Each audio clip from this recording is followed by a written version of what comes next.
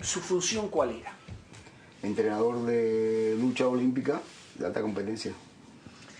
Dentro de la delegación o de las personas que se mandan de Cuba a Venezuela, precisamente a los entrenamientos, ¿existen personas que los están vigilando a ustedes? Bueno, eso nosotros lo suponemos, porque es el comentario de todos.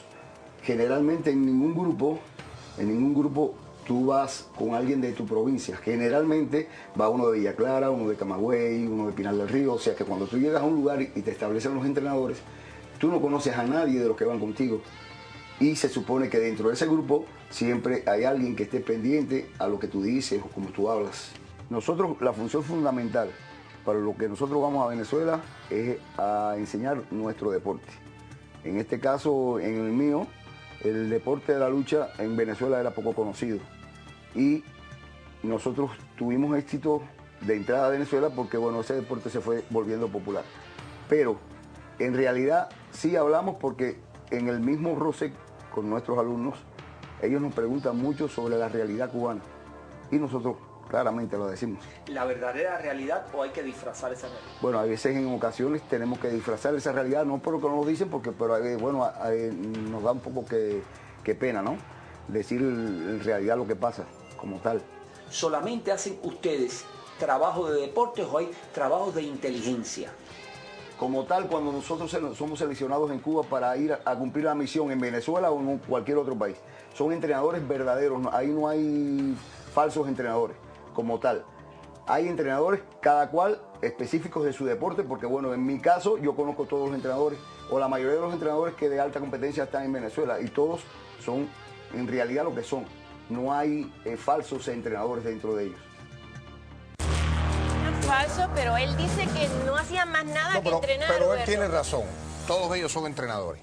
Sí, pero Venezuela, él dice que no hacía más nada. No, bueno, ellos tienen la misión, él sabe, como dijo, que si a él se le preguntan sobre la realidad cubana, él tiene, como el resto de los entrenadores, como el resto de los médicos, ellos reciben una preparación. Yo no sé en el caso de los entrenadores si él fue a esa preparación de 45 días en La Habana, que se da antes de que tú vayas para Venezuela. ¿Qué se hace ahí?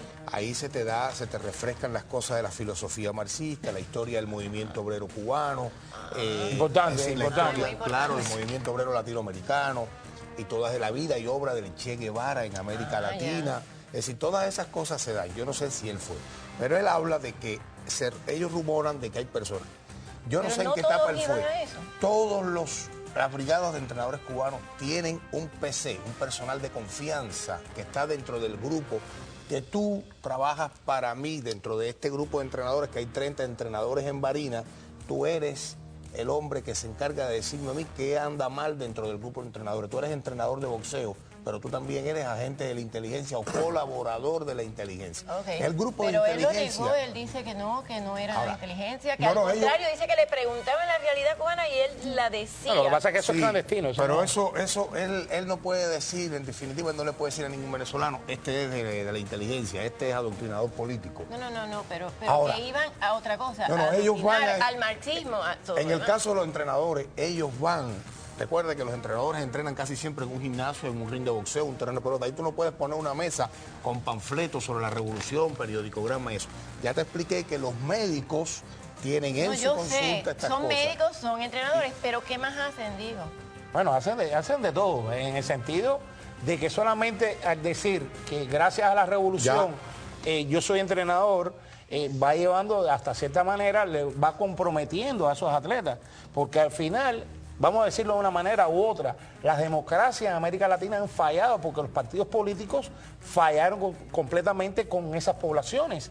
Entonces, cuando llega un tipo de gobierno populista como este, que le da cosas a la población, a la gente más pobre, la gente empieza a querer. Mira. Entonces, llega alguien como Cuba, llegan médicos que le dan cosas gratuitas, llegan entrenadores, por favor.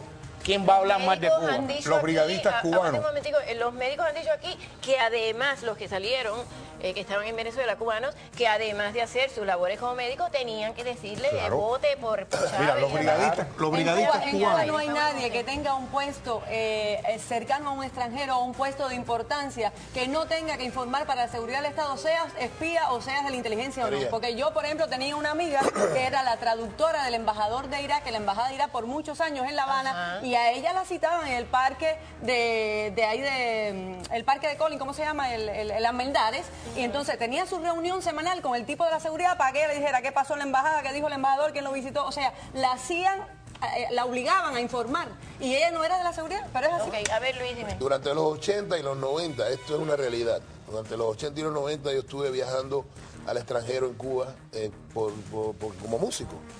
Y se acercó un oficial de la seguridad de Estado, me dijo que me iba a contratar, no, ¿cómo se dice? A reclutar. A reclutar, que yo iba a ser el agente Homero. Para que sepan, estoy hablando de una realidad, que yo iba a ser el agente Iba a Homero. escribir la Ilíada y la que Odisea. yo, cuando llegara a Finlandia, Suecia, qué sé yo, que yo me fijara en lo que hacían mis compañeros de trabajo, si había alguna actitud, qué sé yo, qué sé cuándo. Y le dije, mira, yo no estoy en condiciones de hacer eso. Me persuadió, me chantajeó, me ofendió.